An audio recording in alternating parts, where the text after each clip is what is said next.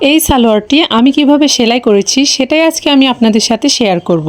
আসসালামু আলাইকুম ভিউয়ার্স, আপনারা সবাই কেমন আছেন? আমি মেশিনের সামনে বসে পড়েছি, তো চলুন সেলাই শুরু করা যাক। প্রথমে আমি সালোয়ারের কলি সেলাই করে নিচ্ছি। এবার সালোয়ারের আরেকটা পার্ট এটার সাথে আমি এভাবে করে সেলাই করে নিব। ভিউয়ার্স, 1 মিনিটে এত কিছু দেখানো সম্ভব নয়, তাই এটার একটা লং ভিডিও আমি কমেন্ট বক্সে দিয়ে রাখবো, আপনারা সেখান থেকে গিয়ে দেখে আসবেন। এক পাশের কলি সেলাই করা শেষ, এবার একই নিয়মে অন্য পাশের কলিও সেলাই করে নেবেন। এখন সালোয়ারের পায়ের মোহরি লেসটা আমি এভাবে করে সেলাই করে নিব। এবার এটিকে 2 ভাঁজ দিয়ে আপনার পায়ের মাপ অনুযায়ী সেলাই করে নেবেন।